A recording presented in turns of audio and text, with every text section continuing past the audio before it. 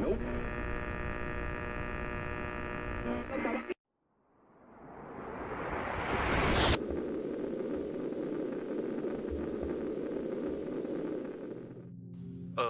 Ladies and gentlemen, boys and girls, citizens of all ages, welcome back to another edition Star Citizen 3.11.1 IAE Day 2 Aegis Dynamics. Now, the Aegis Hall is huge. As you can see, it leverages most of the open rooms that are available, and they definitely need the space. So, as we first make entrance, we're going to come up on the Aegis Saber Comet. The Saber Comet is a special variant of the Saber, part of the Masters of Flight series. Has a different loadout than the base Saber. Speaking of, we're now going to make our way over to the base Aegis Saber, the stealth fighter. As you can see, it's got a different color scheme, and again, it does have different weapons between the two. And of course, being flanked by the giant Aegis Reclaimer, the salvage ship. This thing is a behemoth. When it first came out, it was one of my absolute favorite ships, but they happened to nerf it, and that makes me sad. Moving on, we're going to go to the downstairs section and take a look at the different available showcases to take a look at. Now, conversely, as opposed to day one, instead of having displays down here, they've got little seating arrangements, which is interesting. So we're going to mosey on over to the map and take a look at some of the holo viewers in the display area. First up, we've got the Aegis Nautilus. Now, the Nautilus is going to be a very large ship, a mine layer, where it's going to have automated mines that it'll be able to drop. It also has two very large size 7 weapons on the nose, which we will be able to see in a moment. There they are. Right there. That's actually one of the dual size 7s. I'm not 100% sure if those are gimbaled or static, but given their size, only time will tell. The Nautilus is a big ship. This is definitely going to be something to be worried about, especially if the mines are anything as they have been cracked up to be. Moving right along, we're going to check out the Redeemer. Now, the Redeemer was part of the Next Great Starship program from a few years ago, and this is definitely fast becoming a fan favorite. When it was first unveiled, it was definitely a fan favorite as it won the competition. I, for one, am very excited to get my hands on my Redeemer.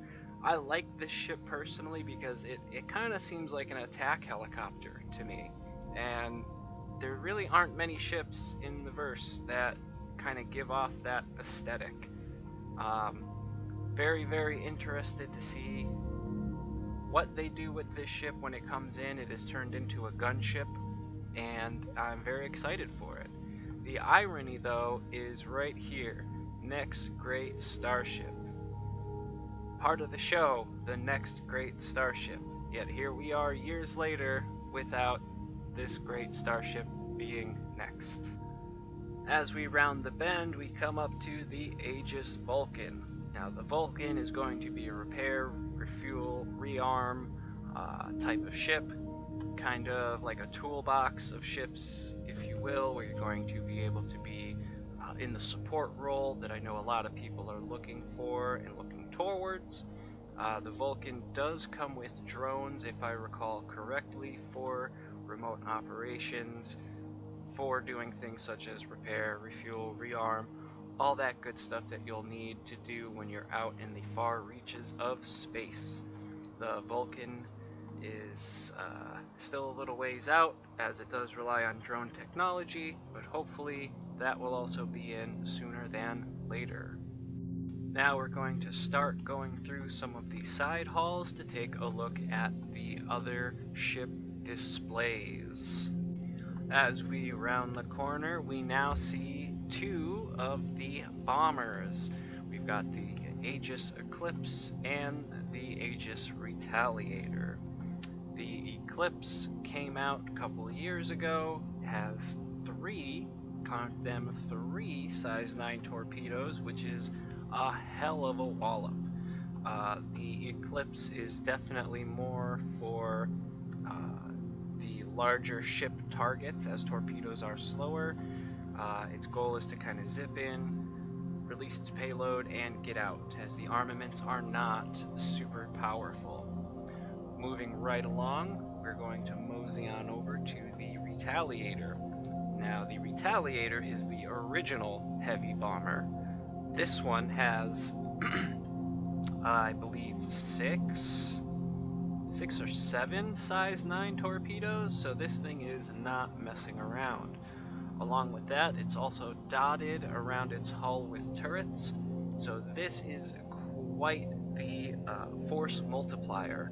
On top of that, the interior of this ship gives like a submarine aesthetic. So if you're into submarines, stuff like that, and you've got a bunch of people that you normally play with, the Retaliator might be something you want to look into, as it most certainly holds its own, especially when fully crewed. I actually had a Retaliator for the longest time, but because it doesn't have any pilot weapons to it, the only offense for the pilot are those size 9s. And again, with the large amount of smaller ships, those size 9s really aren't very viable. They're more for the larger targets. Moving along into Zenith Hall number 4, we come across the Aegis Vanguard display. The Aegis Vanguard is like a heavy fighter slash bomber, depending on what you get. It could also be a dropship. So the first one we're going to take a look at is the Harbinger. The Harbinger is the bomber variant, and it is complemented with all ballistics for its weapons loadout. Got 4 size 2 cannons and 1 size 4 gimbaled cannon. This thing brings the pain. It's also got a couple of size 5 torpedoes, which will definitely knock down a target. Following along, we go over to the Hoplite. Hoplite is the dropship module, or dropship variant, I should say. It carries a bunch of people in the back, as well as also has the 4 size 2s and the single size 4 but gimbaled. Moving along from there, we're going to go up to the original, the Vanguard Warden. Now, the Warden is specifically the heavy fighter version, although they could all technically be heavy fighters as they're all on the same chassis. It's got 4 size 2 laser repeaters and the gimbaled size 4 Gatling. Again, this is definitely the ship you want if you are into slugging it out and want something a little bit more tanky. The Vanguards are very good in that regard. Rounding out the Vanguard series is the Vanguard Sentinel. Now, the Sentinel is the E-Warfare version. So this has 4 size 2 distortions on the nose, as well as a size 4 Hurston weapon. I don't remember the name of it. Now, this one has some interesting additions. It's got an EMP generator. It's got decoy missiles. This thing is definitely going to be a big player in future battlefields. As we exit the hall, we are going to see the Armaments Gallery down to our right, as well as having the Components Gallery to our left. Much like the other IAE days, there are going to be these component and weapon showcases dotted about, so that way you can soup up any of the ships that you own. Once again, you cannot use these components on rented ships, as they don't want you to be renting these and pulling parts off of them to use in your own fleet. Rounding the corner, we go into Zenith Hall number 2 to the Avenger Titan display. We have the 4 Avenger Titans on display here for you, which we are going to go through now. And first up we have the namesake itself, the Aegis Avenger Titan. This is the cargo version. It's got the size 3 gimbal Gatling on the front, the 2 size 2 Badgers under the wings, also gimbaled. That's the cargo module. Moving right along, I believe we're going to go to the Avenger Stalker. The Stalker, yep, there we go, is the prisoner variant, which has the cells in the back, which we are going to take a look at momentarily. Also has the Gatling on the nose, as well as Omni Skies for the wing weapons. So this is going to be the bounty hunter ship. Brain my damage, words are hard. So if you're looking to do bounty hunting, the Stalker might be for you. The Stalker used to come with Sucker Punch, but it looks like they've since updated that according to that model. Next, we've got the Avenger Titan Renegade. The Renegade is the advocacy version, advocacy being the police of the verse. This one comes with all ballistics loadout, 2 gimbaled size 2, I believe, long sword. I know they're ballistic cannons. Don't quote me on the exact weaponry there. Coming up to one of the more interesting and one of my more favorite ships is the Avenger Titan Warlock. Now the Warlock is really cool because this has the EMP module in the rear. This also comes with the Omni Skies and the Gatling, and as we move around to the back, you're going to see the EMP module right there. So this gives up the cargo and or the prisoner pods for the EMP module, which if you use it correctly can be pretty damn devastating. And moving along from there, we come up to the Gladius and Hammerhead display hall. Now in here we are going to find the Gladius Valiant, and the Hammerhead. First up is going to be the base Gladius. Now the base Gladius is the light fighter of the Aegis ship line. It's one of the older ships in terms of ideas and concept, not since being first introduced to the game, but one of the older concepts that have been updated throughout the years of Star Citizen. It does have some pretty decent weaponry on it. It's got 2 Panthers for the wings and Gatling for the nose. As we move over to the Gladius Valiant, which is another ship part of the Masters of Flight series, much like the Comet. This is also a regular Gladius. It's supposed to have a different paint scheme, or livery as they call it, but it also has different weapons. As you see, this has the Omni Skies for the wings and the laser repeater for the nose instead of the Gatling. I had a Gladius Valiant for a while, but I eventually got rid of it. These are supposed to have differing paint schemes, but from my eye it looks like they are identical. The Gladius used to be just green, and the Valiant used to be the green and the yellow, so it's a little bit weird. But moving along, let's go up to the Aegis Hammerhead. Now the Hammerhead is some serious hardware. This is a heavy gunship, and boy howdy is it. This thing has 6 turrets adorning it.